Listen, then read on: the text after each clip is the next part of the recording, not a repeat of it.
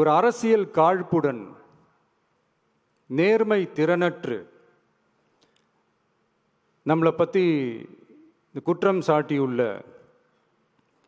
குறுகிய மனம் கொண்ட முதல்வர் அவர்களுக்கு ஒரு சில கேள்விகள். உச்சநீதிமன்றத்தில், அதாவது 13/10/2025 அன்னைக்கு உச்சநீதிமன்றத்தில் நடந்த அந்த விவாதங்களை வைத்தும் அந்தந்த உத்தரவுகளை வைத்தும் இந்த கேள்விகள். இப்படி பொய் மூட்டைகளாக நம்மளை பற்றி இந்த அவதூறுகளை அவிழ்த்து விட்ட முதல்வர் அவர்களுக்கும் திமுக அரசுக்கும் சார்பாக கோடிகளை கொட்டி அமர்த்தப்பட்ட அறிவார்ந்த வழக்கறிஞர்கள் அவங்க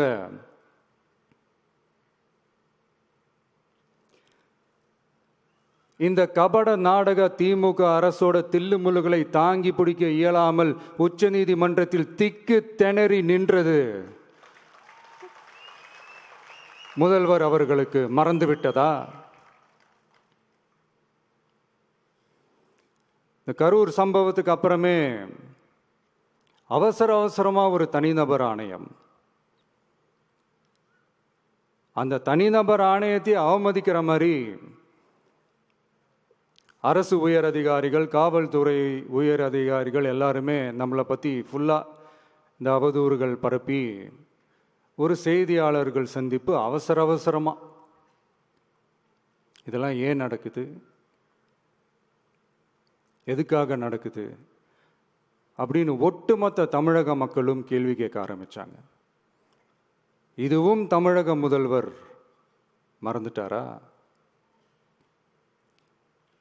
அதுக்கப்புறம் அந்த தனிநபர் ஆணையத்தை தலையிலேயே கொட்டி வீட்டுக்கு அனுப்பிச்சிட்டாங்க, அது வேறு விஷயம்.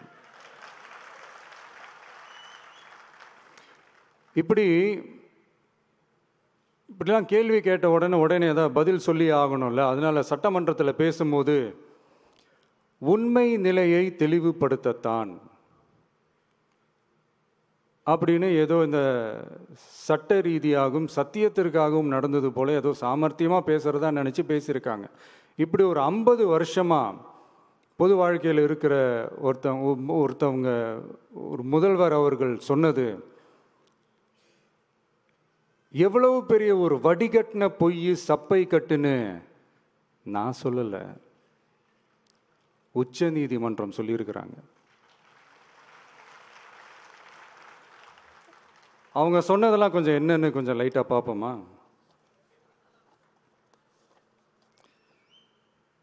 The comments which have been made before the media by the top officers of the police department may create doubt in the minds of the citizenry on impartiality and fair investigation. The faith and trust of the general public on the process of investigation must be restored in the criminal justice system. அதாவது அரசு காவல் உயர் அதிகாரிகள் ஊடகங்களிடம் பேசியது என்பது பொதுமக்களிடையே நியாயமான விசாரணை நடக்குமா என்ற சந்தேகத்தை ஏற்படுத்தக்கூடும் என்றும், நியாயமான விசாரணை மூலமே அந்த சந்தேகத்தை மீட்டெடுத்தே ஆக வேண்டும் என்றும் உச்சநீதிமன்றம் தமிழக அரசின் தலையில் ஓங்கி நறுக்கு நறுக்கு நறுக்கு என்று கொட்டியதை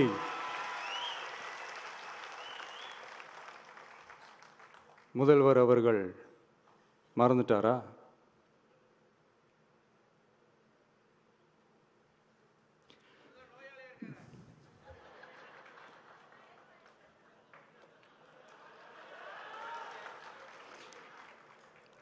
மாண்புமை சென்னை உயர்நீதிமன்றத்தின் மாண்புமிகு நீதியரசர் SIT அமைத்து உத்தரவிட்டார் அல்லவா?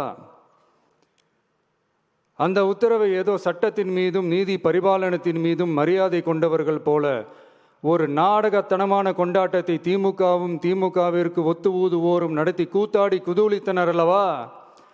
தாவேகாவிற்கு எதிராகவும் நமக்கு எதிராகவும் உயர்நீதிமன்ற மாண்புமிகு நீதியரசர் தீர்ப்பளித்து விட்டதாக விதந்தோதி விழா எடுத்தனர் அல்லவா?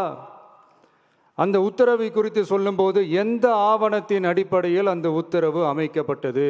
நான் கேட்கல, உச்ச நீதிமன்றம் கேட்டிருக்கிறாங்க.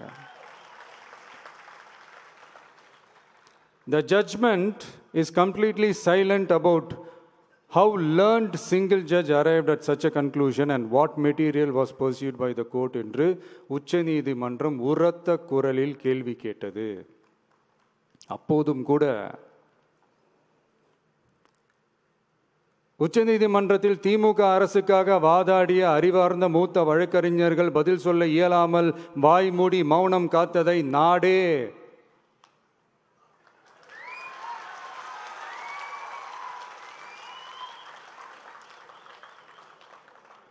பார்த்ததல்லவா? இதையும் முதல்வர் அவர்கள் மறந்துட்டாரா?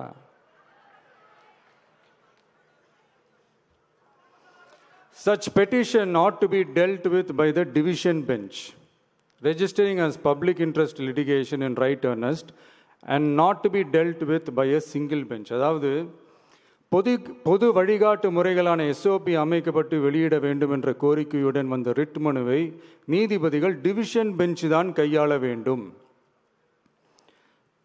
தனி நீதிபதி பெஞ்ச் கையாளக்கூடாது என்றும் உச்சநீதிமன்றம் சொன்னதல்லவா? அது மட்டுமா, கோரிக்கையே இல்லாமல் எஸ்ஐடி அமைக்கப்பட்டது எந்த வகையில் சரி என்றும் கேள்வி எழுப்பியது உச்சநீதிமன்றம்.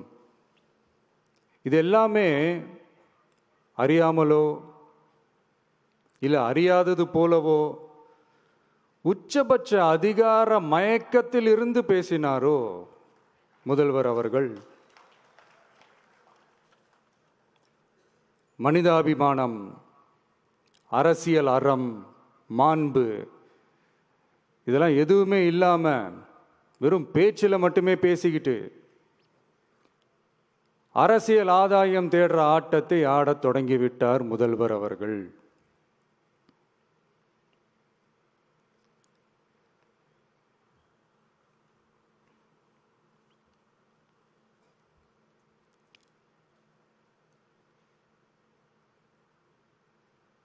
இதெல்லாம் என்ன அவங்களுக்கு புதுசா? என்ன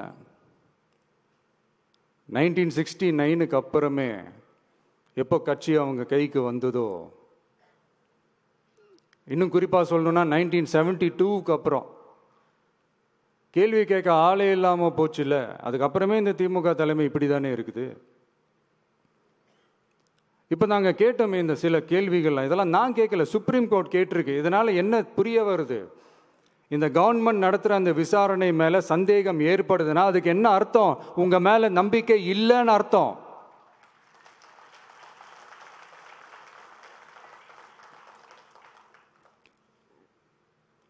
இதெல்லாம் ஏன் எதுக்காகன்னு முதல்வர் அவர்களுக்கு புரியுதா?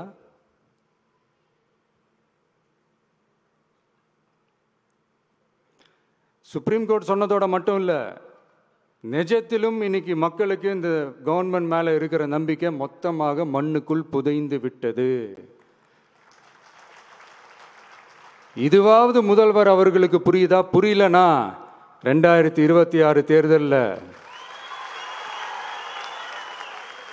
இந்த திமுக தலைமைக்கு மக்கள் இன்னும் ஆழமா அழுத்தமா புரிய வைப்பாங்க. அப்ப கூட இவங்க என்ன பண்ணுவாங்க தெரியும்ல, 5 வருஷத்துக்கு ஒரு வாட்டி பழக்க தோஷத்தில் ஒரு அறிக்கை ஒன்று வெளியிடுவாங்களே, மக்கள் தீர்ப்புக்கு தலை வணங்குகிறோம் அப்படின்ட்டு அந்த அறிக்கையை வெளியிட்டுட்டு இப்போ அறிவாலயத்தில் போய் ஓடி ஒளிஞ்சுப்பாங்க. இப்பவே ரெடி பண்ணி வச்சுக்கோங்க அந்த அறிக்கையை. எப்படி? மக்கள் தீர்ப்புக்கு தலை வணங்குகிறோம்.